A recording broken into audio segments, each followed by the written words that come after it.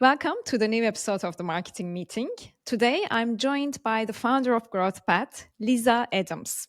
She serves as a fractional CMO and AI advisor to B2B tech and tech-enabled businesses.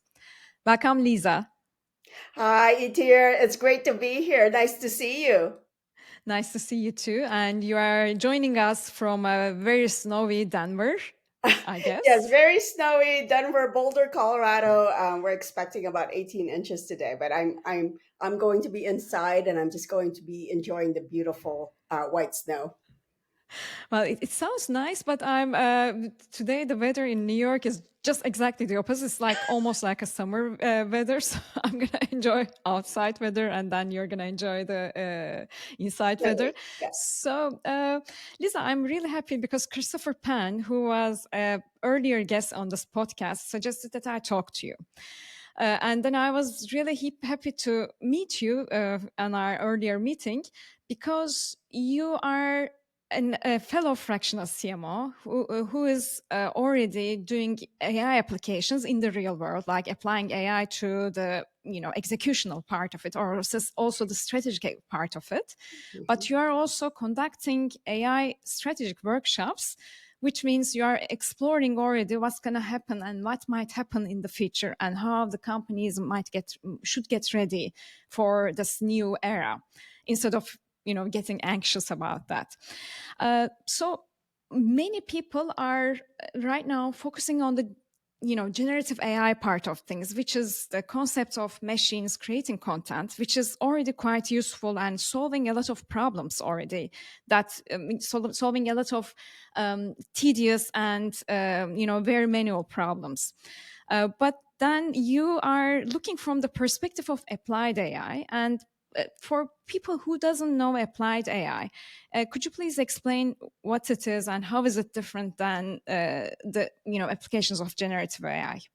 Yeah, so applied AI, in my opinion, is one where you're actually using AI to solve real world problems. And these world problems could be anywhere from highly tactical ones, like the ones that you mentioned, Mhm. repetitive, highly mundane tasks, to things that are more strategic and require creative thinking, innovation, or things that inform decision making, right? So there is a spectrum. And when I talk about applied AI, it's the thinking, the frameworks, the best practices, our domain expertise, and taking that domain expertise and using AI on top of it to make those better. Mhm. So it's really a how to. It's not that AI will solve the problems, but AI will elevate our thinking.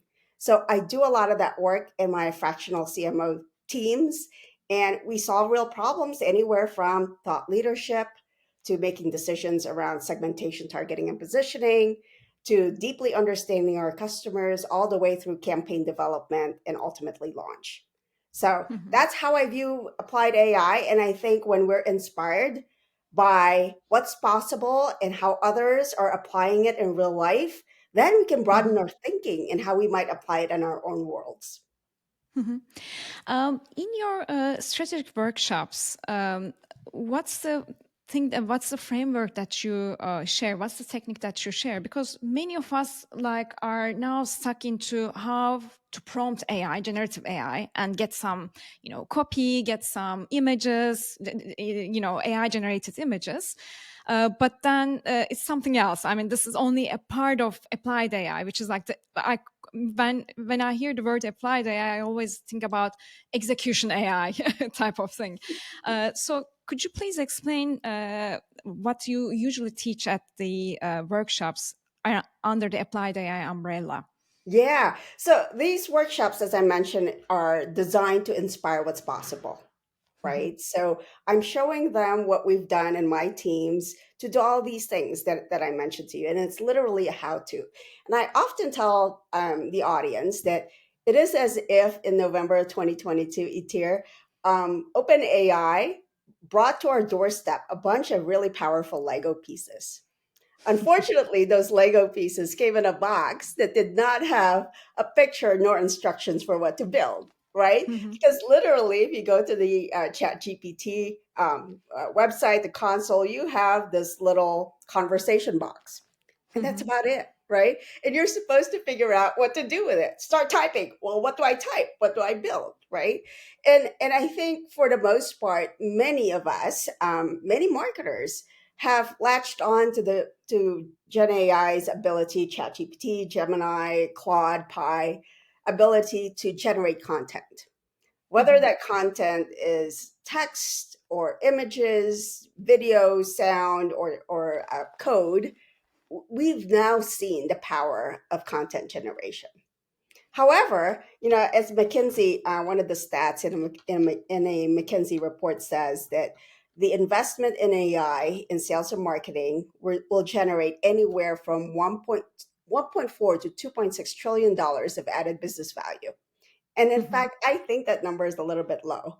I think it's much, much more than $2.6 trillion of added business value. However, if we primarily use generative AI for content creation, meaning summarize this long article or create a blog or create an image for this ad, there's no way we can get to $2.6 trillion of added business value. So, in a lot of these applied AI workshops that I do, and also just in my talks with people, I encourage people to expand their thinking, go much deeper than content creation, go into the areas of using AI as a thought partner in Mm-hmm. creating ideas and in collaborating with it. So that's one way to do this, right? The next way is using it for automation, right? And we're Mm-hmm. now seeing a lot more people using it for automation. We've seen people use it with GPTs or with Zapier. And then the other area that is near and dear to my heart, because it allows us to deeply understand customers, is around data analytics and research.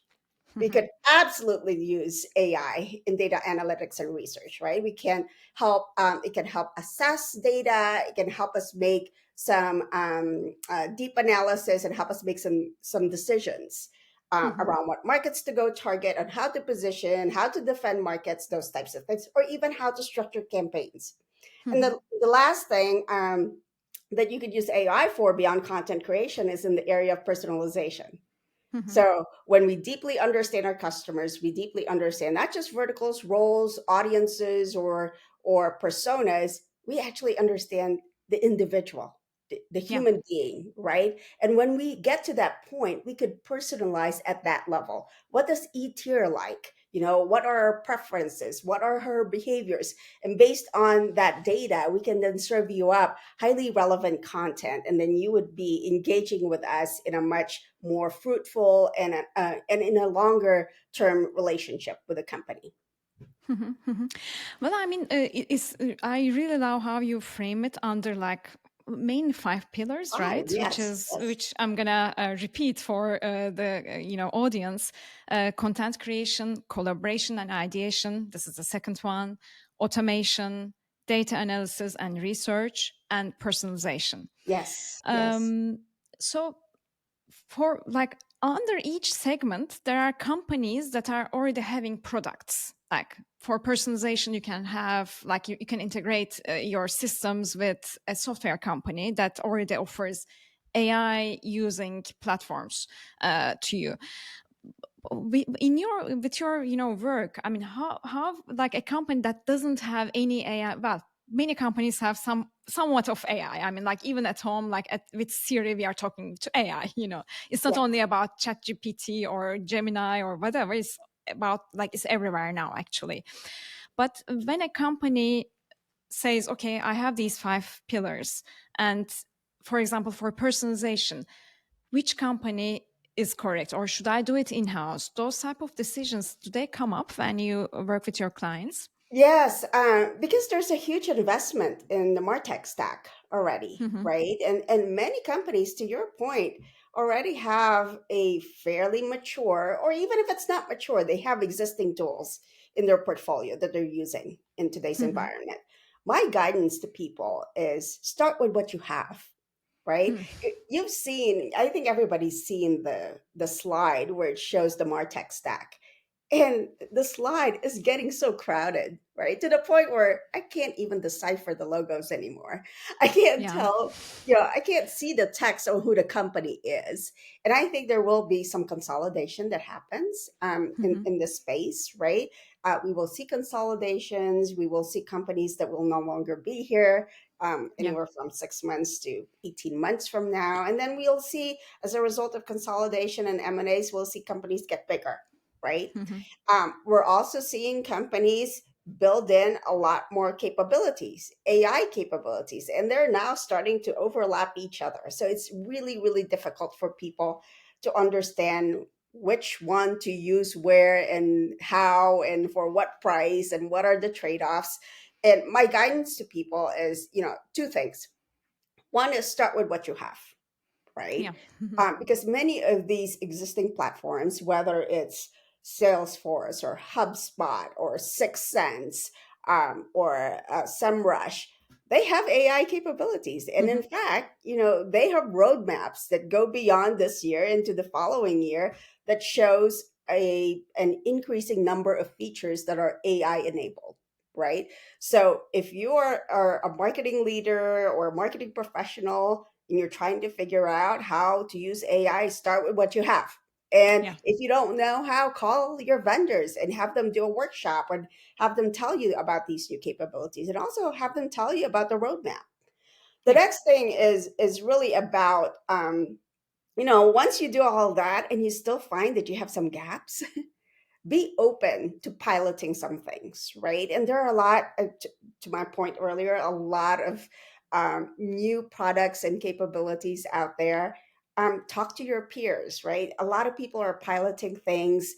Start with, what's generally available today. So Mhm. GPT-4, $20 a month, right? It's so Yeah. powerful. It's one of the most capable AI tools out there.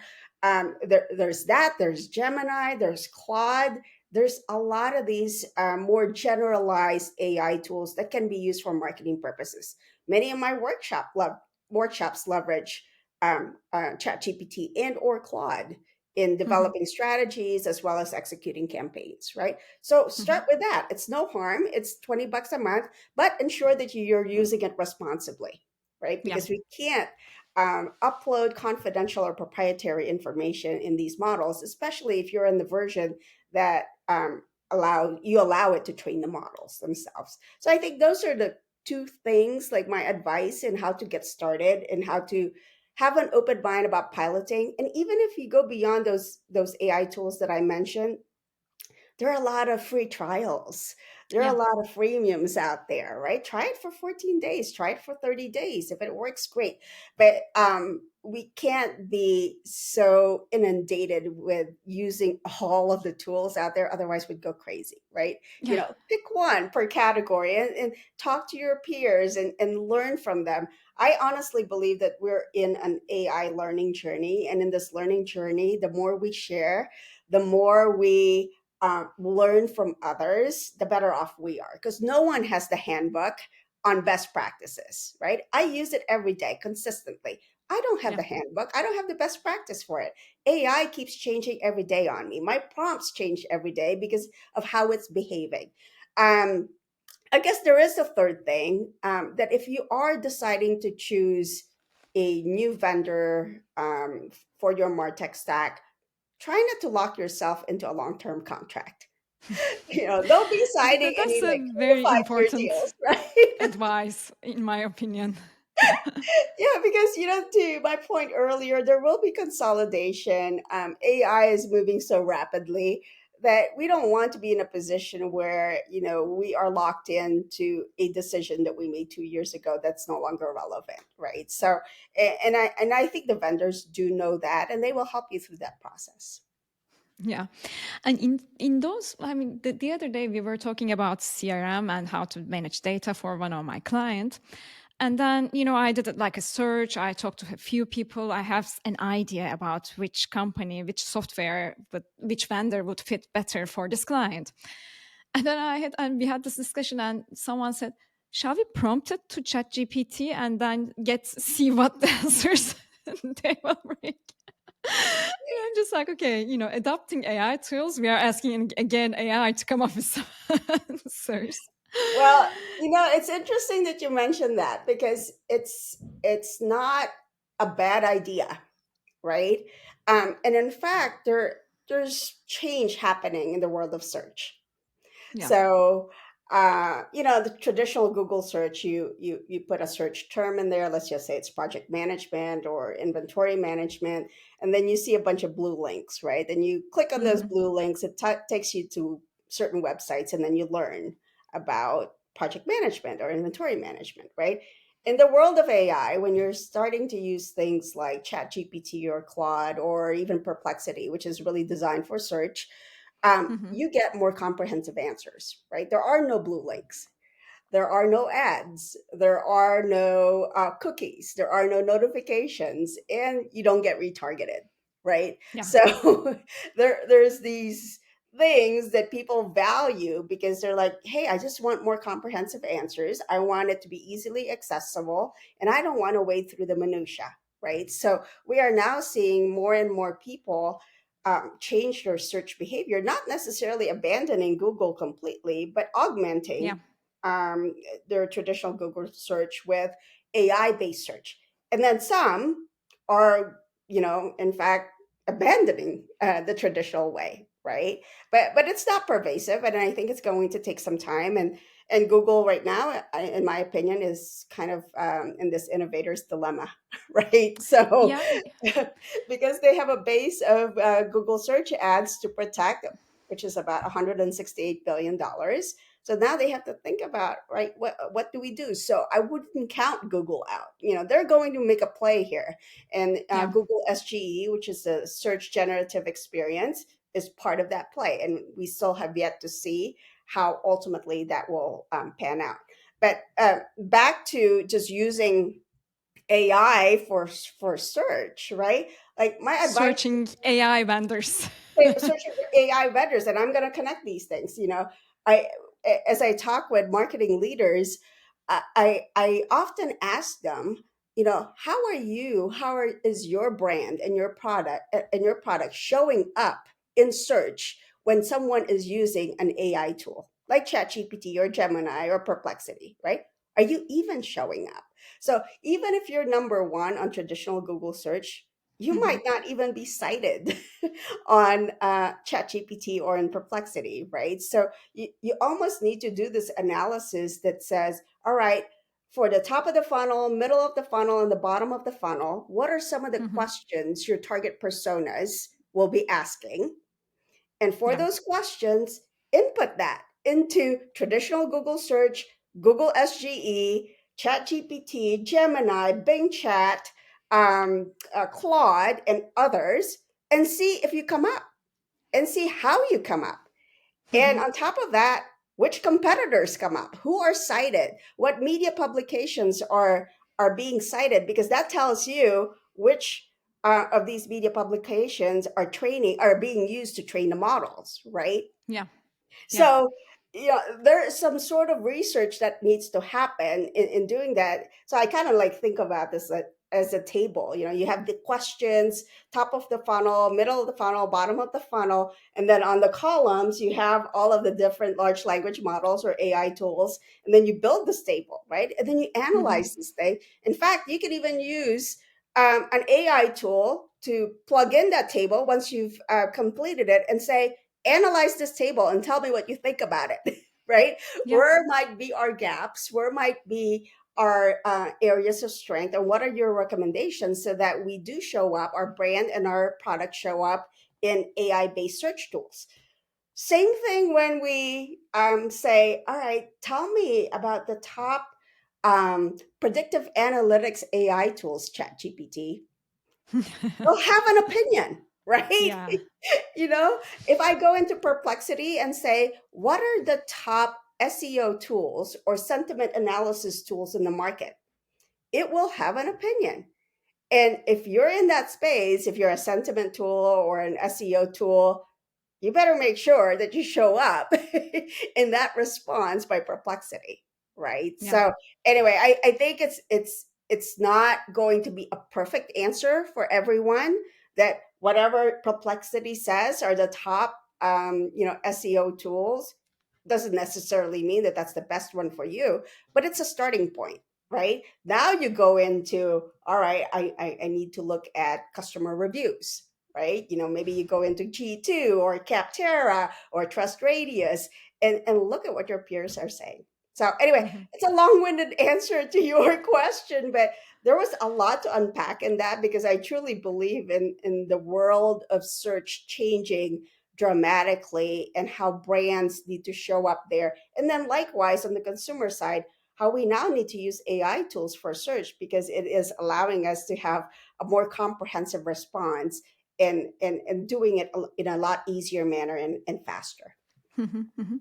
I see the new developments like generative AI as well, we know that first of all, search uses AI already, and they are compiling data. And for years, we have been already telling to companies that organic is so important, and we know that organic search is based on like the times that your site is opened, like the broken links, the health of the site, are people talking about it, or do you have enough of news around your company and so on. We've seen it, and I see that it's like the sophisticated and the new version of search, which has also some other features that you can get more answers. And maybe in the future it's going to be like search and AI, like generative AI, like ChatGPT, Gemini, everything is getting together as one services. Because nowadays, for example, I used to for I'm not a native English speaker, and from time to time I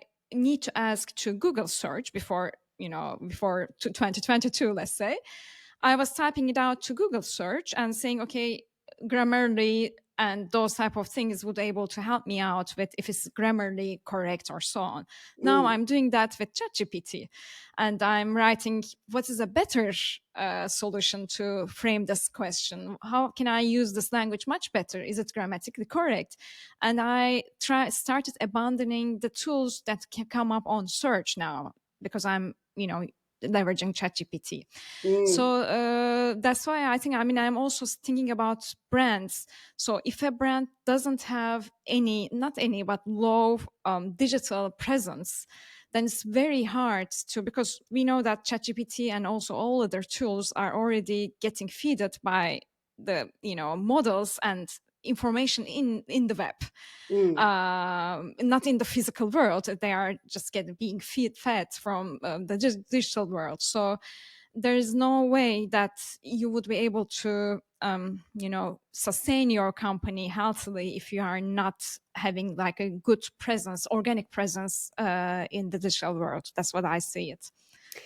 I think there is some validity to bigger brands having a bit of an advantage, right? Because there's already a lot of content out there that they've Yeah. pumped into the market, and obviously the brand itself has equity.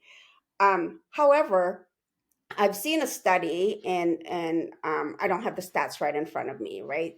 That even if a brand, let's just say, appears first in a traditional Google search, so they're cited first, right, Yeah. in the SERP or the search engine results page, there is no guarantee that they're going to be the first citation in an AI based search model. In fact, I think it was like 29%. If you're first in traditional Google search, only 29% of those will appear as the first citation in SGE, which is super interesting, right?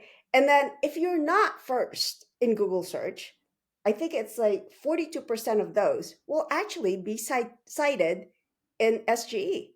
So we don't know what the algorithms look like, right? So although there's some validity to, hey, maybe the bigger brands have an advantage, I do also think that it will potentially democratize our ability to come up in search, because this will now be more about creating highly relevant content, highly personalized content, and matching to the natural language question that somebody will put into the AI model, right? So they might say something like, I'm in the market for inventory management software. And can you tell me how e commerce has changed pre COVID, during COVID, and post COVID? Now, this is a top of the funnel question, right? Yeah. So it's a thought leadership question. So, as a brand, if you're in inventory management software space, and you know that customers will be potentially asking that question, you need to have some thought leadership around that question. And when it matches that question, ChatGPT or Perplexity can't ignore your content because your content very specifically tells the user or your audience how has e-commerce changed before, during, and after COVID. And here's the role that inventory management systems play in that Mm-hmm. work, right? Mm-hmm. So what this tells us is we need to deeply understand our customers. Like, do your research, do your surveying, do your advisory board meetings, and ask them the questions. What questions would you be asking throughout this buyer's journey? As you Mm-hmm. learn, as you become aware, as you evaluate, as you consider, and then ultimately as you compare competitors and then buy. What are Yeah. those questions? What are the things that you're thinking about at the top of the funnel, middle of the funnel, and the bottom of the funnel? Then create content that answers those questions directly. So, does Yeah. that make sense? Yeah, yeah, that really makes sense. But then my dilemma comes to this because when you are a small company, which you also work with medium and small size companies time to time, and you also worked with global companies, which they are like fully equipped with teams and resources to do consumer research, to make analysis, to make sure that the customer reviews are there. There are like you can be all around. You can make the ticks to every step of the customer journey because you have these resources. But as a small company, yeah, it's one thing to understand the customer. You might understand it, but in execution, they usually, because of the resources, they fail to create the content or to make sure that they are getting enough testimonials from from their customers, or to follow up with the customer till the end of the journey and even after. So that's why my dilemma is with small brands is getting really hard time to time if they are not specifically serving a very individual and important pain point, or if Yeah. it's like a very special product that is solving a very important unique problem. uh, that's the dilemma that I have in my mind. How would small and medium sized companies make sure that they do these checks with this new I, evolving world with I small teams? love this question because the answer, I think, is not intuitively obvious because we've always thought that small has a disadvantage over large, right? Yeah. Hmm. And I'm just going to say, and I'm going to explain why I don't think that is the case. So Hmm. we have moved from grow at all cost, like pre 2022, right? Everybody was in this grow at all costs kind of model, which meant, hey, it's a land grab, right? Go grab some market share out there, go target many industries, many personas, many roles and use cases. And it's okay that we would have high churn because it's Yeah. all about getting a bunch of new customers, right? And Hmm. we'll fix the back end. Some will churn because we're not deeply addressing their problems. Hmm. Well, we shifted from that, and some companies are still evolving from a grow at all cost model to a sustained profitability. So now, sustained profitability is the complete opposite of grow at all costs, right? Because sustained profitability says that you need to get customers that are truly aligned with your product and you can serve them super well. You serve them so well that they will stay with you for a long time and you will achieve higher profitability, right? So, Hmm. what that means is rather than going after a bunch and having a shallow relationship with them, this is about narrowing your focus and going so deep. And when we narrow our focus, pick the ones that are so aligned with what you do so well and that you can Yeah. serve them so well, right? And be okay that others, you can't serve those other segments well. And you're okay with other companies serving them, right? Yeah. So in that world where we're saying these two or three segments of the market in these XYZ dimensions, in these kinds of needs, in these applications, I will serve these guys well. I will serve them so well that they will stay with me for 3, 4, 5, 10 years, right? That's sustained profitability. When we do that, whether it's a large company or a small company, when we maniacally focus, right? It doesn't matter that you don't have thousands of people creating content. You might have a team of five, but this team of five deeply understands that customer and they know exactly the journey. They know exactly their care abouts and their pain points. Heck, now we have AI tools to help us, right? You think Yeah. about thought leadership at the top of the funnel, and we know that they're going to be asking about, e-commerce pre, during, and post COVID. Create that piece of content, very specifically to that vertical or for that use case, right?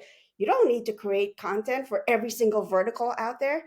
That one is very specific. So in the past, small businesses were doing the grow at all costs. Well, of course they're going to drown in all the content that they have to create because they're going so broad, right? And the content was highly irrelevant when you go deeper into the funnel because it's just skimming the surface. But now take those exact same resources that you have, narrow your focus and go deep. It's a lot more palatable, right? And Yeah. then you have AI tools to help you with the content creation, with the thought leadership, with the analytics, with the automation, with the ideation and collaboration. And I believe that AI is actually, democratizing scale, right? Yeah. Now, smaller businesses, when we focus and then we use AI responsibly, we can compete with any of the larger businesses out there. So Well, that's my yeah, thinking yeah, on yeah. that. That's and then that brings us to the most important thing that we have been. Since I follow you, I know your approach to this, but customer insight, consumer insight, and the strategic approach is now getting more and more important because when you know the consumer and the customer, and when you know what you are trying to achieve with your strategy as a brand, as a company, Mm-hmm. then you can prioritize what you are doing and you can also leave the things that you don't want to touch at all. That's right. I think like those priority lists of for marketers to do is getting more and more important in the future. So for just one final question, because we talked about content creation, which a lot of people have a lot of idea and people are already using it quite oftenly. And the second one is collaboration and ideation, which is actually one of the core things about strategy, strategic development. How do you use AI? I mean, I'm just gonna, before I ask this question, I'm gonna give an example. A year ago, I was talking to a very young, student who just not very young employee who's just working for a new consultant company. It's a big consultant company, and in order to prepare his strategic approach in his projects, he was using ChatGPT. And then ChatGPT is coming up with answers and he's adapting them all because he doesn't have any experience as a strategy consultant with Yes, just like yes. 6 months of experience. And I found it really weird, I'm like, yeah, you can get ideas from ChatGPT, but ChatGPT's strategy is not your strategy at the end of the day. So, how do you use it for collaboration and ideation on your own terms?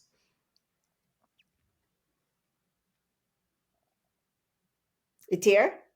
Yes, I'm here. I'm I here. lost you for a Okay. minute. Yes, just a minute. Okay, go ahead. So I will repeat the question. And for collaboration and ideation, in order to work on a strategy, a strategic direction for a company, how do you use AI, applied AI, personally? For collaboration and Ideation. ideation, right? Hmm. Yeah. So this is so close to my heart, because I believe that strategy is a combination of um, deeply understanding the market when you're working in marketing, right? And that's deeply understanding the customers, the competitors, and the trends in the market. So using AI helps me get a pulse on that market more clearly and allows me to use data and analyze that data a lot more quickly. In Hmm. the past, I might have to rely on a data analyst or a set of tools to do that. But now I can go straight from a survey or a number of customer calls, like, in Gong, right? And analyze all that data to help get a pulse on what's happening. And Hmm. there's also customer reviews on various review sites. There's analyst reports. There are blogs and comparison tables. Lots of things, like lots of information that I can use. So one of the use cases that I actually share in my workshops is, how do you determine which segments of the market you should go after, right? That's Oh, a that very strategic question, right? exactly. And in the world of budgets are tight, companies are not growing so fast, um, profitability is low, revenues are declining. The natural inclination is, let's go after more, more segments, more roles, more personas, right? But to my earlier point, sustained profitability means narrower and deeper, right? So when you might have been going after 5 to 8 verticals, that now needs to narrow down to two, maybe Yeah. three. And in that analysis, you might have a CEO that believes, hey, healthcare, we should go after healthcare because that's a huge market size. The chief financial officer might be saying, no, we should go after manufacturing because it's growing faster.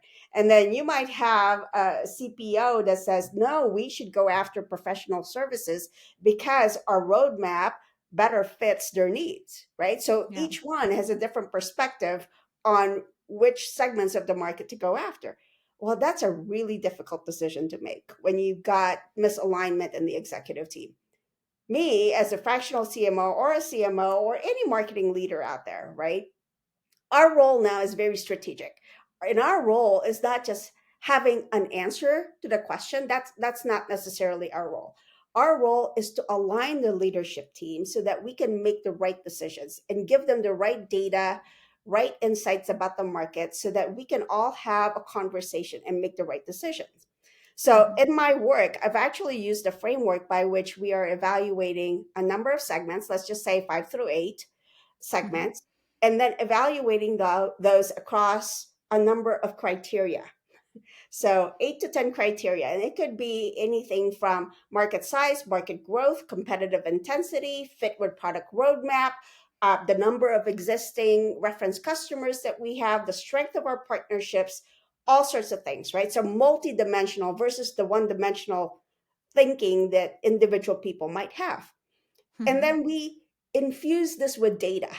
using ChatGPT or Claude or Gemini, infuse that with data to determine for each one of these evaluation criteria, let's just say market size, right? And you're evaluating 5 segments.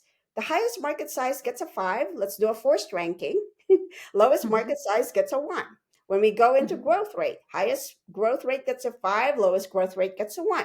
Competitive intensity, which one has the strongest number of competitors, that gets a 1, because that's a con for us, right? And the one that has the least number of competitors or the least strength in competitive gets a 5, right? And then you add all these things up, you could kind of envision a matrix, and at the bottom, when you add that all up, you kind of see which segments are best suited for us across the various criteria. You have now a 360-degree view of the Hmm. market. We then take that to the executive team, and now we have a framework by which we can have a conversation. Because this is data driven, we're using a number of evaluation criteria to Hmm. have that conversation. And then we could even apply weights. The executive team might decide, oh, market growth is more important to us than current Hmm. market size, or fit with product is more important to us than our number of reference customers, right? So we might even apply weights to these evaluation criteria. AI can help us do that analysis very quickly while we're having that conversation with the executive team. And then ultimately it can help us figure out, the calculations and determine the top 2 or 3 segments. But the work doesn't stop there, right? Like I said, whatever AI spits out is not the right answer. And in this case, the executive team was going through that, discussion. Mhm. But whatever answer we come up with the executive team, we then need to validate it in the market, Yeah. right? Mhm. Validate it in the market and then finally make a decision and then act on it. I think it's a really strategic role that marketing can play when we get alignment at that level with the executive team. Because once we have alignment on the top 2 or 3 segments, guess what? Campaigns get easier, Yeah. right? So the campaigns team now knows, okay, we don't go after healthcare, we go after these 3 other verticals, right? And we don't need Yeah. to create content for healthcare because it's not relevant to us. It's okay. We will get some opportunities in healthcare, but those are going to be more opportunistic. So Mhm. I think once we narrow down our focus and get alignment with the help of AI at the top level, then the rest in the execution, in our strategies, in our marketing campaigns, and beyond get a lot easier. Yeah, yeah, yeah. And that will also leave us some room to, think more strategically and execution, because many of the work that as a marketer that most of the time you spend a lot of time to explain to people why you are not reaching to a particular segment or a particular, you know, you get that, right? I mean, like every day, okay, so what are you doing for customer A as a marketer? And then Right. when you have this clear thinking saying that, okay, customer A is never on the loop, because we are focusing on customer B. And Yes. then it's very easy to answer these things and, just go ahead with your day-to-day execution. Yeah. So, And I think just one last thing on that, right? Like product market fit is so important right now, right? Because, just like we can't out exercise a bad diet, we can't out campaign a bad product market fit, right? yeah. Because otherwise, even if you use AI for your campaigning, and in fact, if you use AI for campaigns and you have a bad product market fit, you're just going to elevate and amplify that misalignment. It's like doing an all out campaign for snowblowers in Florida, right? That's not going to work. So, I think in the world of AI, it's even more important to get crystal clear about who you're targeting and the fit of our products to serve those customers' very specific needs. I like how you said that you're going to amplify the misalignment in the product marketing fit. Yeah. You better make sure that you are clear on who you are targeting and There you which product you are targeting to. So, Exactly. as a final question, I have, you are as a marketer, because to create all of this AI, to create all of this data and to create all of these matrices that you mentioned right now, you should be using some AI tools and resources. But I'm sure that you are using a lot. But what are the top 3 or 4 tools or resources that you always go back to in your day-to-day life? Yes, I would say top one, GPT-4. Hmm. Second and third, there's it's kind of neck and neck is between Claude and Perplexity. So those are my top Hmm. Hmm. three. I don't go a day without touching those three. Nice, nice one. Thank you so much. And to wrap up the conversation, I will ask 2 lifestyle questions. One of them, if there is one business book that you can suggest, you can highly suggest to the listeners. Extreme Leadership is one that I love because it says there are no bad teams, there are only bad leaders. And I truly believe that. And then, what was the other question? That was it, right? It's the book, yeah, it's the book. I Okay. mean, I usually ask this and I put a link to the book, but I also I find myself buying the book at the end because I like reading, and it's always like we can prompt search or we can prompt ChatGPT, but we know Yeah, that peer-to-peer advice is the best most of the time. right. And then, what was your favorite coffee place in Denver, in where Well, you I live? actually don't drink coffee, but all Oh, coffee okay. places usually have tea, and I'm a matcha lover. So there's Oh, a coffee place or a tea place nearby, and it's called the Brewing Market. And I just the love it. brewing market. Yes, Okay, maybe one day I'll come over there, and then because I haven't please. been to Denver before, and then we have some tea or coffee combination of those There you go. together. Thank you so much Thank for you. joining me at this podcast. And I'm looking forward to hearing and learning more from you on AI. Thank you, Yatir. I really, really enjoyed it, and thank you to your listeners.